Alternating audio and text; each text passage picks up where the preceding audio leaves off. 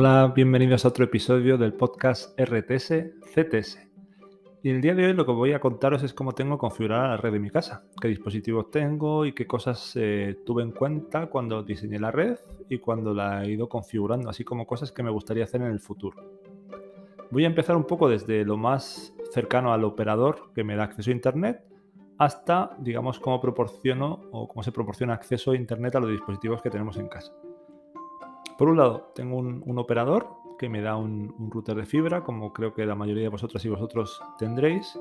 Y ese router, lo tengo configurado en configuración monopuesto, que lo que hace es básicamente hacer lo mínimo posible, es darme un poco acceso a la fibra y dejarme que me pueda conectar con un router neutro por Ethernet. Entonces tengo un router neutro que es un Turris Omnia, que estoy bastante satisfecho con él, la verdad. Es un router bastante potente que tiene una distribución de Linux basada en OpenWRT, que se llama Turris OS, Turris Operating System.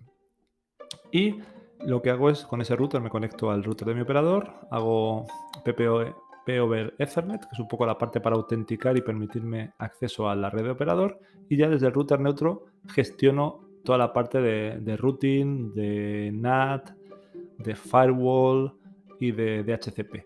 ¿Vale? Esas son las funcionalidades básicas que tengo en el router, aunque podría hacer varias más.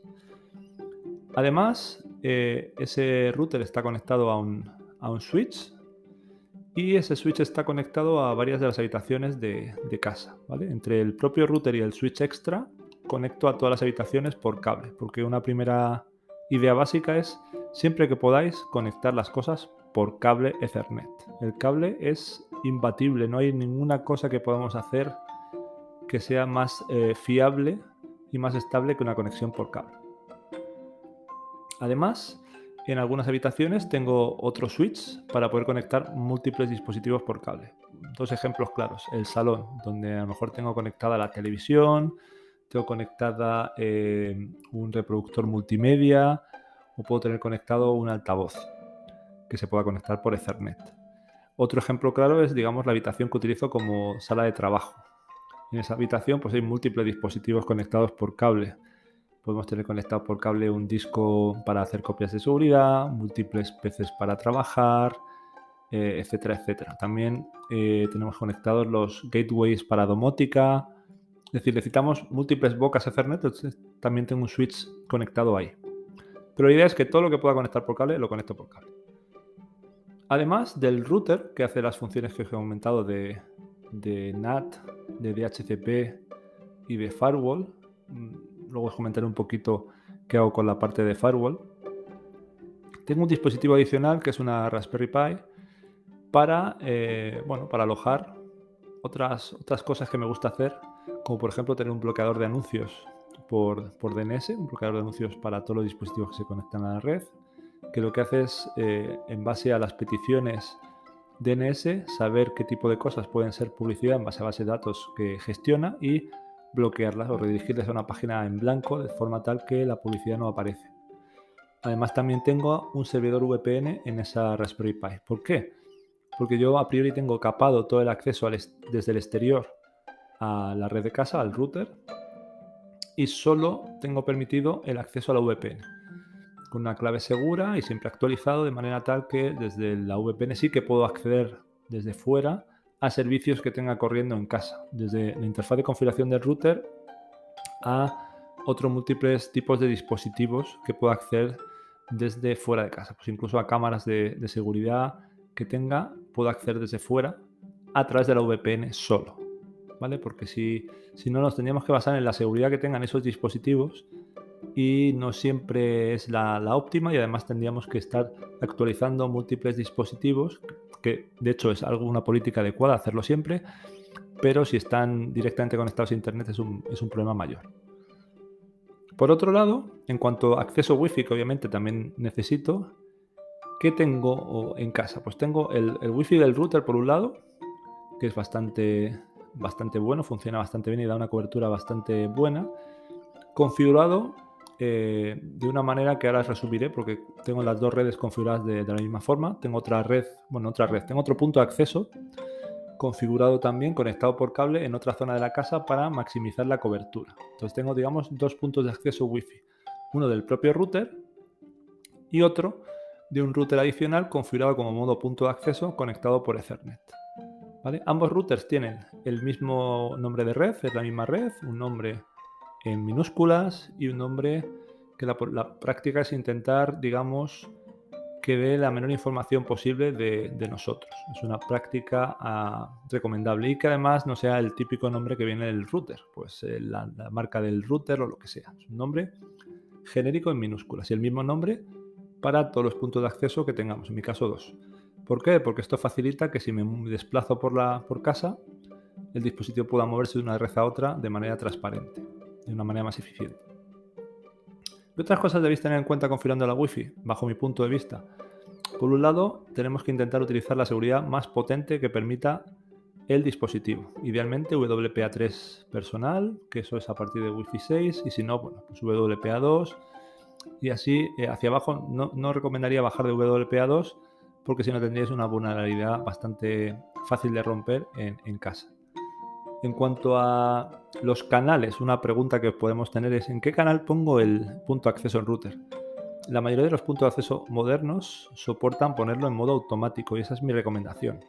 ¿Por qué? Porque lo que van a hacer es ellos solos medir qué ocupación hay en los canales vecinos, todos los canales, y seleccionar el que él cree que tiene menor interferencia, el dispositivo tenga menor interferencia. Si tenemos un dispositivo que no soporta un modo automático, pues sí que convendría que hiciéramos una pequeña medida, un escaneo, y veamos qué canales están menos ocupados. Tened en cuenta que en Wi-Fi los canales no son todos, digamos, independientes o ortogonales, aunque realmente es mejor decir no solapados. Es decir, el canal 1 y el canal 2 interfieren entre sí. Y de hecho lo que tendríamos que hacer es a lo mejor el canal 1 y el canal 4 o 5 si estamos hablando de la banda de 2,4 GHz. En la banda de 5 GHz también no podemos usar canales contiguos porque hay interferencia. Y en función además de cuánto de bueno sea nuestro dispositivo, mayor o menor puede ser la interferencia incluso en canales que teóricamente deberían ser, digamos, no solapados. Yo recuerdo con algunos dispositivos que hicimos pruebas que incluso en el canal 1 y en el canal 11 se interferían, algo que en un dispositivo de mediana calidad no debería ocurrir. ¿Vale? Entonces los canales, intentar que lo haga automáticamente el dispositivo o ver un poco qué canales están menos ocupados. El problema de hacerlo manualmente es que la red puede cambiar, entonces tendríamos que estar, digamos, midiendo esto continuamente porque no tenemos control sobre lo que hacen nuestros vecinos, básicamente. En cuanto a la potencia, este es un punto interesante. La potencia, uno podría creer que lo mejor es tener la mayor potencia posible para maximizar la cobertura. Esto no es del todo cierto en un entorno en el que a lo mejor, por ejemplo, tengamos múltiples puntos de acceso, como es mi caso, tengo 2, pero donde vivía antes, que era incluso una casa más pequeña, tenía 3, incluso llegué a tener 4, porque las condiciones de la casa hacían que no tuviera una cobertura óptima con uno solo, con 2 solo. Pero sí que lo que intentaba hacer era poner, lo que intento hacer ahora también con 2 puntos de acceso, es poner la potencia mínima necesaria para cubrir el área que yo quiero. Porque cuanto menos potencia, menos interferirán entre sí, incluso aunque tengan canales teóricamente independientes. Y también minimizaremos la interferencia con nuestros vecinos. Entonces todos ganamos si intentamos minimizar la interferencia. En grandes conferencias, en grandes coberturas con redes Wi-Fi, como puede ser la universidad, pero pongo el ejemplo de conferencias porque en el IETF es uno que me pilla cerca y que conozco bien.